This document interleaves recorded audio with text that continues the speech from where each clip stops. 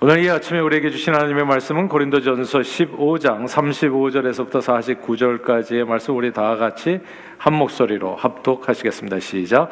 누가 묻기를 죽은 자들이 어떻게 다시 살아나며 어떠한 몸으로 오느냐 하리니, 어리석은 자여, 내가 뿌리는 씨가 죽지 않으면 살아나지 못하겠고, 또 내가 뿌리는 것은 장래의 형체를 뿌리는 것이 아니요 다만 밀이나 다른 것의 알맹이 뿐이로되, 하나님이 그 뜻대로 그에게 형체를 주시되 각 종자에게 그 형체를 주시느니라. 육체는 다 같은 육체가 아니니, 하나는 사람의 육체요, 하나는 짐승의 육체요, 하나는 새의 육체요, 하나는 물고기의 육체라. 하늘에 속한 형체도 있고 땅에 속한 형체도 있으나, 하늘에 속한 것의 영광이 따로 있고 땅에 속한 것의 영광이 따로 있으니, 해의 영광이 다르고 달의 영광이 다르며 별의 영광도 다른데 별과 별의 영광이 다르도다. 죽은 자의 부활도 그와 같으니, 썩을 것으로 신고 썩지 아니할 것으로 다시 살아나며, 욕된 것으로 신고 영광스러운 것으로 다시 살아나며, 약한 것으로 신고 강한 것으로 다시 살아나며, 육이 몸으로 신고 신령한 몸으로 다시 살아나나니, 육이 몸이 있은즉 또 영의 몸도 있느니라. 기록된 바 첫사람 아담은 생령이 되었다 함과 같이 마지막 아담은 살려주는 영이 되었나니, 그러나 먼저는 신령한 사람이 아니요 육의 사람이요 그 다음에 신령한 사람이니라. 첫사람은 땅에서 났으니 흙에 속한 자이거니와 둘째 사람은 하늘에서 나셨느니라. 무릇 흙에 속한 자들은 저 흙에 속한 자와 같고, 무릇 하늘에 속한 자들은 저 하늘에 속한 이와 같으니, 우리가 흙에 속한 자의 형상을 입은 것 같이 또한 하늘에 속한 이의 형상을 입으리라. 아멘. 하나님 아버지, 오늘은 신령한 몸이라고 하는 제목으로 말씀을 나눕니다. 성령 하나님께서 우리 심령에 감동 주셔서 말씀에 꼭 담겨진 진리 뜻을 깨우쳐 주시고 감동 주시고 하여 죄로 인해 죽을 수밖에 없는 인생들을 불쌍히 여겨 오직 예수 그리스도의 은혜로 신령한 몸으로 다시 사는 은혜를 주신 하나님께 감사드리며, 그 부활의 복음을 땅끝까지 전하는데 존귀하게 쓰임받는 저희 모두가 되도록 축복해 주옵소서. 예수 그리스도 이름으로 기도합니다. 아멘. 꽃들에게 희망을, Hope for the Flowers라고 하는 제목의 그림책이 있습니다. 책의 주인공인 호랑나비 애벌레인 줄무늬 애벌레는 이제 알에서 깨어나서 잎을 먹고 성장하다가 노랑 애벌레를 만나서 사랑에 빠져 함께 지내게 됩니다. 그러다가 하늘로 높이 솟은 이제 기둥들을 발견하게 되는데, 가까이 가서 보고 깜짝 놀라게 되죠. 그 기둥들이 알고 보니까 이제 애벌레 더미로 이루어진 애벌레 기둥이었던 거죠. 그 기둥에서 수많은 애벌레들이 꼭대기를 향해서 기어 올라가는 것을 보게 된 겁니다. 그 꼭대기에 뭔가 의미 있는 일이 있으니까 이렇게 많은 애벌레들이 기어 올라가겠지라는 생각에, 이 줄무늬 애벌레는 노랑 애벌레와 이제 이렇게 헤어져서 자기도 한번 그 꼭대기를 올라가기 위해서 다른 애벌레들과의 치열한 경쟁을 이끌고 이제 밟고 밟히면서 그냥 우여곡절 끝에 이제 애벌레 기둥 꼭대기를 향해서 기어 올라가게 됩니다. 그러나 애벌레는 기둥 꼭대기에서 아무것도 발견하지 못하지요. 오히려 그곳에서 무서운 일을 보게 되는데, 그 높은 곳까지 올라간 그 애벌레들이 떨어져 죽는 것을 보게 된 겁니다. 그 사이에 줄무늬 애벌레와 헤어진 노랑 애벌레는 정처 없이 헤매다가 이제 나비가 되려고 고치를 만드는 아주 늙은 그러나 지혜로운 애벌레를 만나게 되지요. 그리고 노랑 애벌레는 그가 가르쳐준 방법을 따라서 나비를 꿈꾸면서 고치를 만들어서 자기 과거 애벌레의 모습에 대해서 죽고 드디어 얼마 후에 아름다운 노랑 나비로 부활합니다. 그리고 이 노랑나비는 이제 과거에 자기와 함께 거했었던 이제 줄무늬 애벌레를 기억하게 되죠. 그래서 애벌레들의 그 기둥에 올라가다가 크게 실망한 이 줄무늬 애벌레를 이제 날아서 이제 찾아가서 그 애벌레에게 이제 인도를 해주는 거, 고치를 짓고 나비가 되는 그 길을 안내해 주는 겁니다. 주인공 줄무늬 애벌레는 이 노랑나비의 인도를 받아서 고치를 지어서 애벌레의 삶을 마감하고, 얼마 후에 꽃들에게 희망을 주는 크고 멋진 호랑나비로 부활하게 됩니다.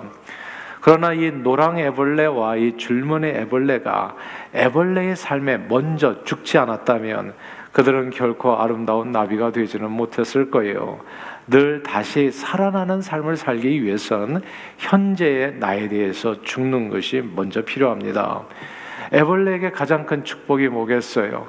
애벌레에게 가장 큰 축복은 사실 더 나은 애벌레의 삶이 아니라 다른 애벌레보다도 더 높이 올라가는 것이 아니라 그 애벌레의 삶에 대해서 죽고 꽃들에게 희망을 주는 나비로 다시 사는 겁니다. 그리고 예수 신앙의 가장 큰 축복도 마찬가지일 거예요. 예수 신앙의 가장 큰 축복을 우리가 착각하면 남보다 더 나은 삶을 이 땅에서 살아가는 것이라 오해할 수 있지만, 예수 신앙의 가장 큰 축복은 남보다 이 땅에서 조금이라도 더 잘 먹고 잘 사는 삶이 아니라 우리 이 썩어질 육신에 대해서 죽고 온 세상에 희망을 주는 부활 생명으로 다시 살아나는 겁니다. 이게 중요하니까 다시 한번 반복할게요.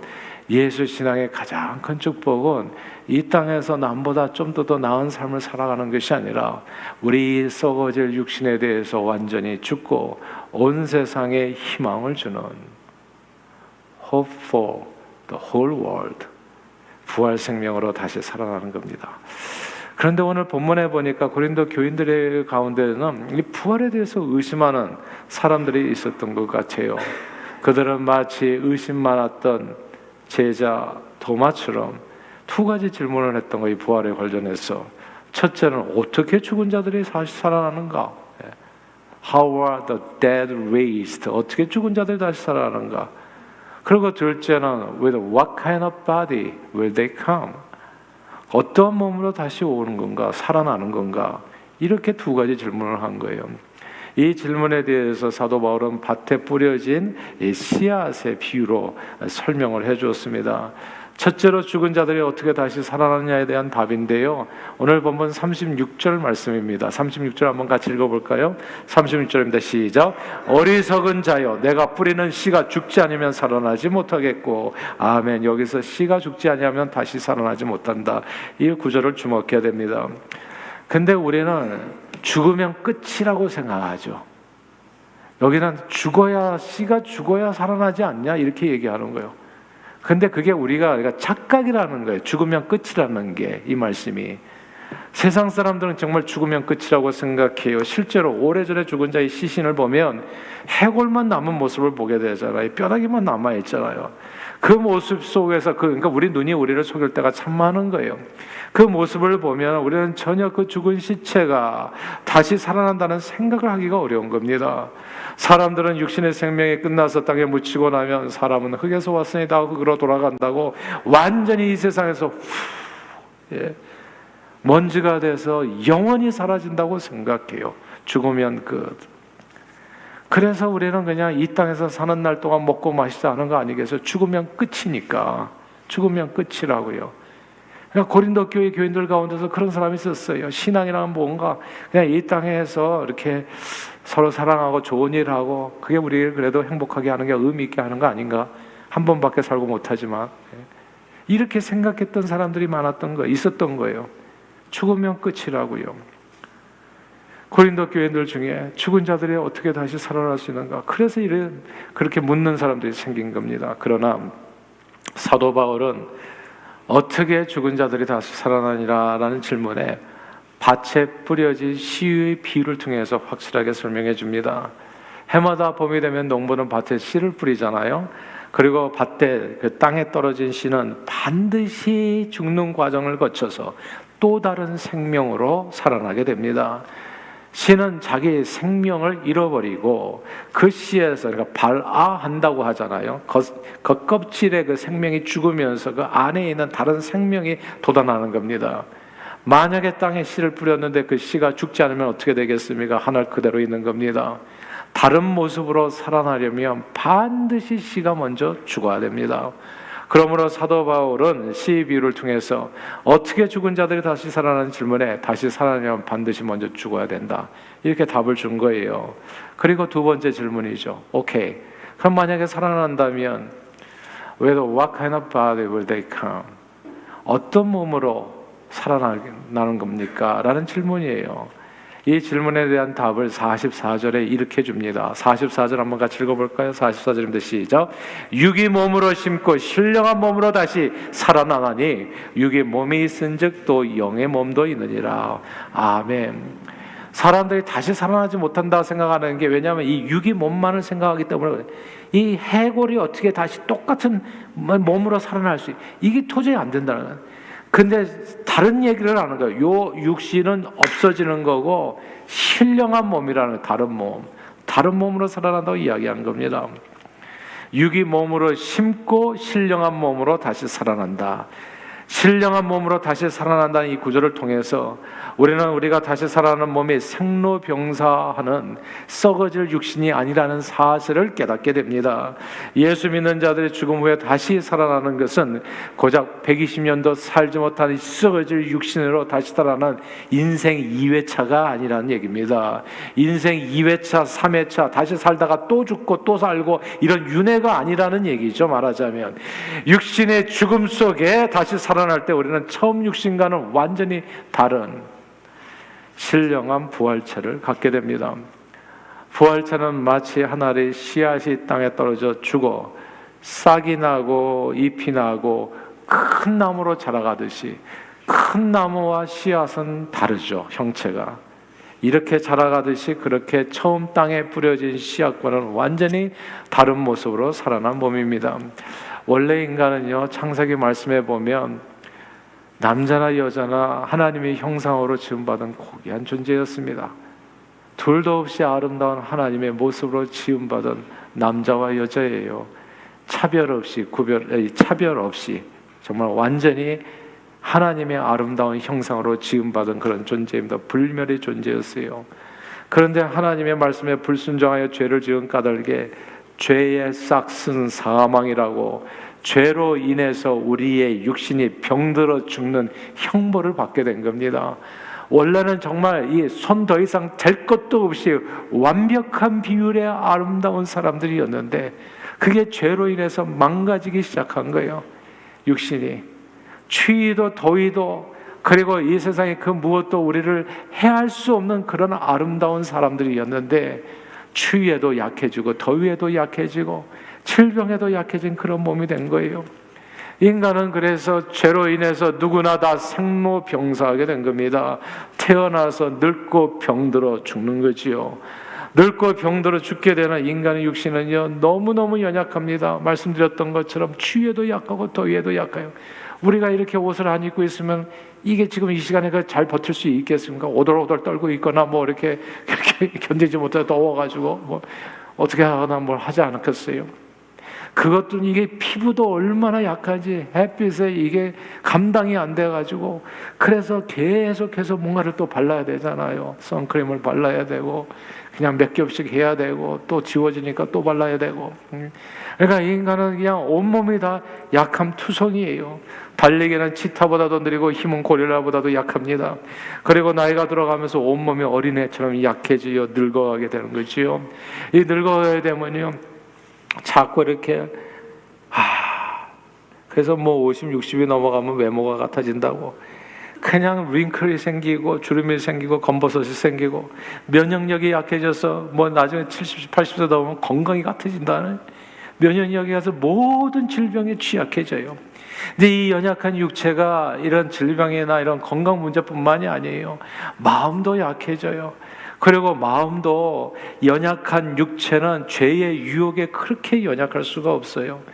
그래서 그냥 가만 놔두면 진짜 예수 아니면 술 마시고 담배 피고 뭐가 문제가 없어요. 그리고 중독에도 그렇게 잘 돼. 처음 시작은 잘하는데 끊지를 못해. 도대체 게임도 끊지를 못해. 뭘 하나 시작하면 중단이 안 돼요. 중단이 계속 빠져 있어요. 헤어나오지를 못합니다. 음식도요, 이렇게 참 이렇게 몸에 도움이 되는 음식이 좀 많이 있는데 그런 음식을 놓고 꼭 그냥 치맥에다가 야식을 또 이렇게 시켜서 먹고 또 거기에다가 또 라면 끓여 먹고 밥 말아 먹고 그냥 온몸에 계속 감당이 안 돼. 너무너무 유혹이 약한 거예요. 원하는 선을 행치 아니하고 원치 않은 악을 행할 때가 정말 많습니다. 육신이 연약하다는 거예요. 죄로 인해 가지고 망가진 육신은요, 너무너무 연약한 거예요. 별일도 아닌데도 불구하고 참지 못하고 화내고 짜증 부릴 때가 참 많고요. 시기, 질투, 욕심, 그리고 정욕, 세상 자랑, 교만, 이기지를 못합니다. 도대체 이기지를 못해. 다 풀었다고 그러는데 안 푼 거예요, 그게. 또 지나면 또 나와요. 싹이 나고 잎이 나고 큰 나무가 됩니다. 원하는 사무쳐요. 은혜는 쉽게 있고. 그러니까 이게 인간이 완전히 어떻게 할 수가 없어요, 이게. 그러니까 사도 바울이 로마서 7장에 남 얘기가 아니에요. 이게 가만 보니까 자기 얘기예요. 오라 나는 공고한 자로다. 누가 이 사망의 몸에서 나요? 내가 원하는 선을 행치 않고 원치 않은 악을 행하고 내 몸 안에 죄의 법이 있어서 죄의 법 안에서 사로잡아오는 자기 자신을 늘 보는 거예요. 누가 나를 이 사망의 몸, 인간의 육신은 사망의 몸이라는 거죠. 어떻게 살아도 모두 죽음에 이르게 되는 연약한 몸이라는 겁니다. 그리고 모든 사람이 죄를 범하였으며 하나님의 영광에 이르지 못한다고. 죄로 인해서 이 썩어질 육신으로는 하늘나라에 갈 수가 없는 거예요. 하늘나라에 가려면 일단은 날라야 되거든요. 예수님이 날랐거든요. 승천하셨다고요. 예. 500명이 보는 앞에 하늘나라에 올라갔는데 우리는 못 나르잖아. 일단은 하늘나라에 못 가요. 그러니까 한 명도 애벌레 인생, 기어다니는 인생이 어떻게 하늘을 갈 수 있겠어요? 그런데 하나님께서 이런 죄로 인해서 썩어질 육신을 갖고 사는 인생들을 불쌍히 여기신 거예요. 그래서 영원히 살 수 있는 길을 열어주셔서 그 길이 바로 길이요 진리요 생명 되신 우리 주 예수 그리스도인 겁니다. 하나님께서는 누구든 예수 그리스도를 믿고 그분을 자기 마음의 구원자와 주님으로 영접하기만 하면 하나님의 자녀가 되는 권세, 거듭남의 은혜를 주신다고 약속해 주셨어요. 거듭남의 은혜가 뭔지를 아세요? 믿기만 하면 물과 성령으로 from born from above입니다. 그게 born again이라는 말은 born from above 같은 말이에요. 원래 오리지널 헬라어로는 born from above, 위로부터 오는 하늘로부터 형상을 입게 된다고 하늘의 생명을 얻게 해주신 거예요. 하늘의 생명. 하나님께서 주신 그리스도의 생명이 born from above, born again, 우리 썩어질 육체 가운데 잉태하게 된다는 말씀입니다. 위로부터 주시는 그리스도의 생명을 얻어서 우리 인생의 예수를 믿을 때 다시 태어나게 된다는 거예요. 그리고 예수 믿을 때 우리 안에 심겨진 planted in us the life of Jesus Christ, 그 그리스도의 생명이 썩어질 우리 육신의 죽음을 맞이한 후 우리 주 예수 강림하실 때 신령한 몸인 찬란한 부활체로 우리 영혼을 다시 살아나게 하는 씨앗이 되는 겁니다.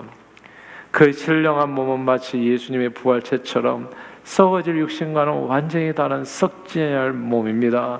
예수님의 부활체처럼 이 몸이 얼마나 대단하냐면요, 주님 우리 다시 강림하실 때 있게 될 이 신령한 몸은 질병에 안 걸리는 몸이에요. 그리고 뭐가 이렇게 태어나면서 우리는 디펙트가 많잖아요. 태어나면서 심장에 구멍이 약간 작게 뚫려서 태어나야 돼요. 그것도 막아야 되고 또 열어야 되고 뭐 이렇게 많잖아요. 이게 약한 게 눈도 잘 안 와요. 저는 뭐 이렇게 태어날 때부터 눈이 약한지 잘 근데 저보다도 약하신 분들도 많고 아무튼 이 약함이 많아 이곳저곳에. 그러고 뭐 어디 부딪히기만 해도 이렇게 다박사이고 부러지기도 하고 다치거나 상하는 일도 많아요. 근데 이런 일이 없는 거예요. 예수 생명으로 인해 가지고 우리에게 앞으로 장차 주님 다시 오실 때 있는 그 부활의 몸은 다치는 일이 없어, 상하는 일이 없어요. 약한 것도 없고요. 추위도 안 타고 더위도 안 타고. 예수님 시대, 게다가 더욱더 놀라운 것은 예수님 시대 변화산상에서 나타났던 모세와 엘리야처럼 시간과 공간을 초월하고 그렇게 움직일 수 있는 몸을 입게 돼요. 이 신령한 몸은 하늘나라의 천사들처럼 뭘 먹지 않아도 살 수 있는 몸입니다. 먹어도 괜찮고 안 먹어도 괜찮아. 이게 얼마나 어마어마한 자유인 줄 아세요? 우리 사실 먹는 것 때문에 이게 노예 생활을 하는 거잖아요. 먹지 않고 추위와 더위를 모른다면 뭐가 문제겠습니까? 뭐가 문제겠냐? 하늘이 우리 지붕이 되고 땅이 우리 침대가 되지 않겠어요? 그런 몸을 가지고 있다면. 근데 우리는 지붕이 있어야 되고 몸이 연약하다 보니까 또 침대가 있어야 되고, 안 그러면 너무 힘드니까 이 육신, 연약한 육신을 일평생 공개하다가 이 육신에 매여서 노예 생활하다가 죽는 인생이잖아요. 근데 여기에서 완전히 자유함을 얻는 게 그게 resurrection인 겁니다. 그게 부활인 거예요. 죄의 유혹으로부터 완전히 자유함을 얻게 돼요. 그리고 이게 시간과 공간을 초월해서 하늘을 나르는 존재가 되다 보니까 드디어 하늘나라에 속한 사람으로 살아갈 수 있게 됩니다.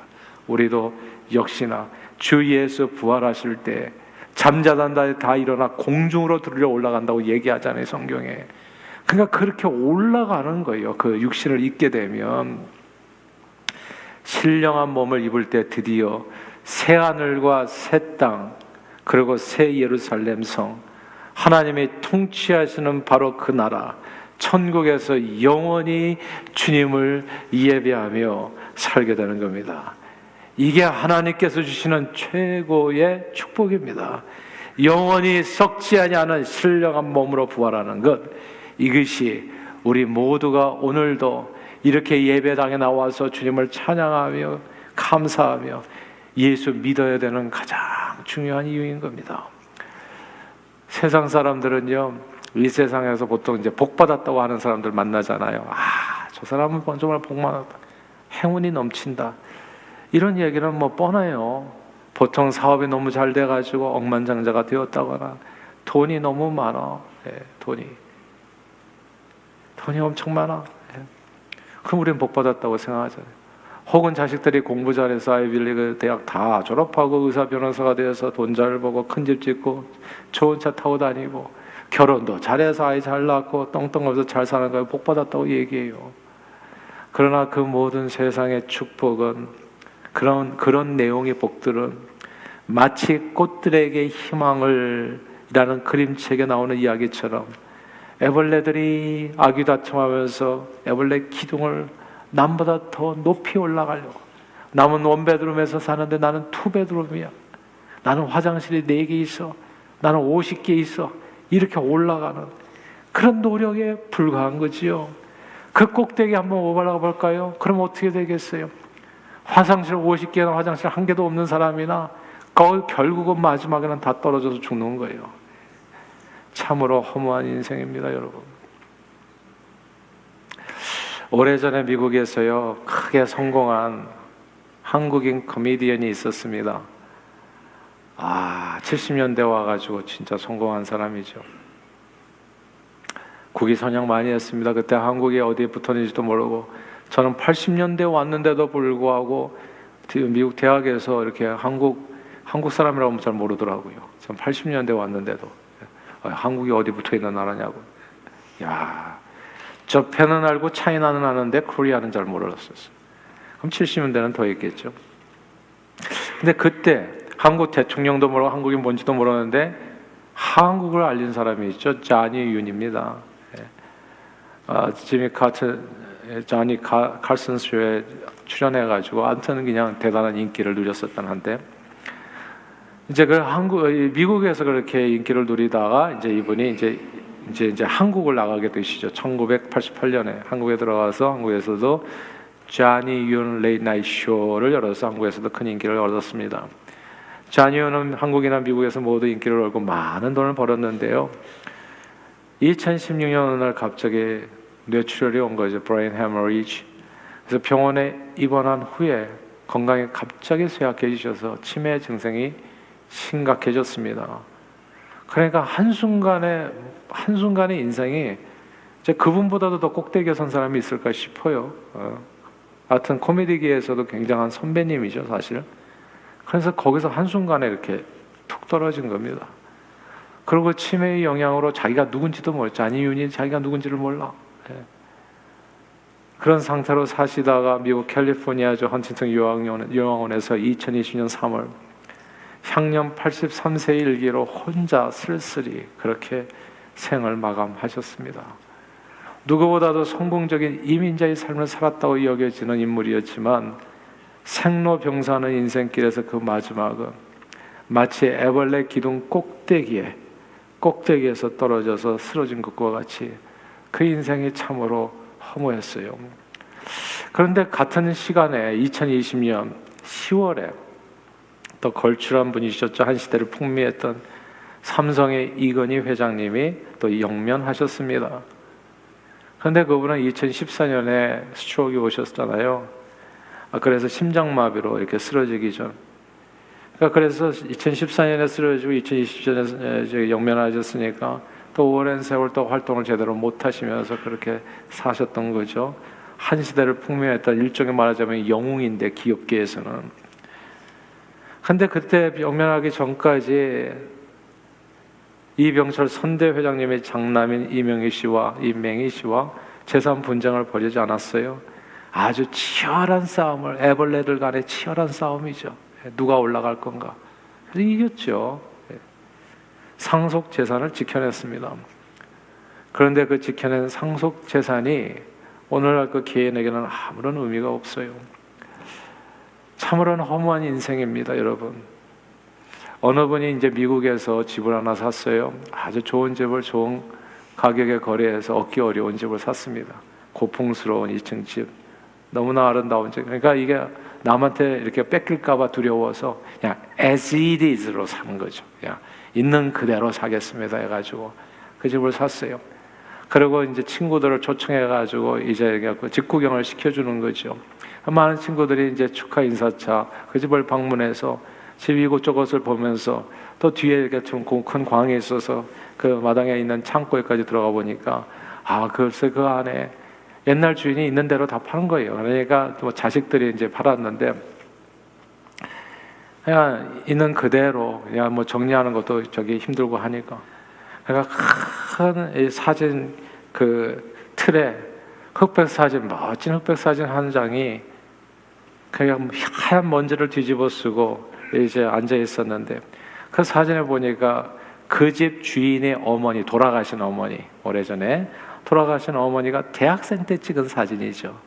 아름다운 금발의 여대생이 트루먼 대통령과 함께 악수하는 사진. 대통령이 학교를 방문했을 때 찍은 사진인데 매우 영예로운 사진이라서 그 어머니가 아마 그것을 집안의 가장 중심에 걸어두고 있지 않았겠어요. 그러다가 나중에 자식이 그 집을 물려받은 다음에 이제 창고로 가서 거기에 있다가 이제 이름도 모르는 한인에게 집이 팔려가지고 이제 그 사진이 이제 쓰레기통에 들어가는 그 순간에 인생이 참으로 허무하다는 생각이에요. 그러나 하나님께서는 이런 허무한 인생들을 불쌍히 여기셨습니다. 어떻게 살아도 허무한 인생들을 불쌍히 여겨서 애벌레로 기어다니다가 죽는 것이 아니라 나비로 하늘을 날아들 수 있는 길을 우리 주 예수 그리스도의 이름으로 열어주신 겁니다. 성경은 하나님이 세상을 이처럼 사랑하사 독생자를 주었으니 이는 누구든지 저를 믿는 자마다 멸망치 않고 부활 영생을 얻게 된다 약속해 주셨습니다. 우리 하나님 아버지께서는 예수 그리스도를 이 땅에 보내주시어 십자가에 죽게 하심으로 우리 모든 죄를 깨끗이 씻어서 용서하시고 누구든지 그 예수 이름을 믿기만 하면 그에게 이 썩어질 육신을 벗고 온 세상에 희망을 주는 썩지 아니할 영원한 신령한 몸으로 다시 살아나는 축복을 선물로 주신 겁니다. 땅을 기어다니는 애벌레의 삶을 종결하고 꽃들에게 희망을 주는 하늘을 나는 나비의 삶을 주신 겁니다. 그러나 꽃들에게 희망을 이라는 그림책에 나오는 이야기처럼 지금도 많은 사람들은 애벌레처럼 살아가요. 이 땅의 삶이 전부인 줄 알아. 이 애벌레의 이 목숨이 전부인 줄 알아. 이게 전부인 줄. 그래서 다른 애벌레들처럼 더 높은 곳으로 올라가기 위해서 최선을 다하고 살아갑니다. 남보다 더 잘 먹고 잘 살기 위해서, 남보다 더 인생을 더 즐기기 위해서 all in 하면서 뭐 인생에 별거 있나, 이게 전부인데 어차피 썩어질 육신 가지고, 그래서 온갖 이렇게 행동을 아름답지 않은 일을 하면서 그렇게 이게 전부인 줄 알고, 그러나 이 땅에서 우리가 어떻게 살든 상관없이 생로병사는 인생께서 그 마지막은 죄의 싹슨 사막이라고 마치 꼭대기에 이른 애벌레가 그 애벌레 기둥에서 떨어져 죽듯이 허무한 죽음입니다. 그리고 세상 사람들은 다들 옆에도 보니까 다들 그렇게 살아요. 뭐 타워 짓고 올라가다가 다 떨어져서 죽고 다들 그렇게 사니까 아, 이렇게 살다 죽는 것이 인생인갑다라고 살아가는 거죠. 그런데 저와 여러분들은 오늘 이 아침에 이어서 이런 메시지를 듣는 거예요. 지금 이 시간에 놀랍지 않아요, 여러분? 노랑나비가 그렇게 살다가 실망한 이 줄무늬 애벌레에게 나비로 사는 길을 알려주었어요. 이게 전부가 아니다. 애벌레의 삶이, 이 육신이 죽으면 또 다른 삶이 있는 거다 알려주신 것처럼, 주었던 것처럼 오늘날에도 죽은 후에 다시 살아나는 영생의 복음을 전하는 일꾼들이 있는 겁니다. 그 일꾼들이 누구겠어요? 누구겠냐고요? 그게 저와 여러분, 하나님의 사람들입니다. 그게 저와 여러분들이 지금도 살아있는 이유예요. 그러므로 이 부활 생명의 복음을 듣게 해주신 하나님께 감사하면서 그 영원한 부활의 영광을 바라보며 오늘도 노랑나비가 줄무늬 애벌레를 인도한 것처럼 이 부활 생명의 복음을 아직도 모르고 살아가는 많은 분들에게 전해서 그 영혼을 구원하는 일에 존귀하게 쓰임받는 저와 여러분들이 다 되시기를 주의 이름으로 축원합니다. 기도하겠습니다. 하나님 아버지, 땅을 기어다니다가 생을 마감하는 애벌레들처럼 죄로 인해서 생로병사하며 아무 소망 없이 허무하게 쓰러지는 인생들을 불쌍히 여겨 오직 예수 그리스도의 십자가 은혜로 인하여 믿음으로 말미암아 모든 죄를 구속하시고 우리 썩어질 육신의 생명이 다한 후에 하늘을 나는 나비들처럼 신령한 몸으로 다시 살아나게 해주신 그 하나님의 사랑에 감사와 찬송과 영광을 올려드립니다. 우리에게 부활 영생의 축복을 주신 하나님께 늘 감사하는 마음으로 우리도 이 땅에 사는 날 동안 이 부활 생명의 복음을 땅끝까지 전하여 많은 영혼들을 주님 앞으로 인도하는 데 쓰임받는 저희 모두가 되도록 성령 충만으로 우리 각 사람을 인도해 주옵소서. 예수 그리스도 이름으로 간절히 기도하옵나이다. 아멘.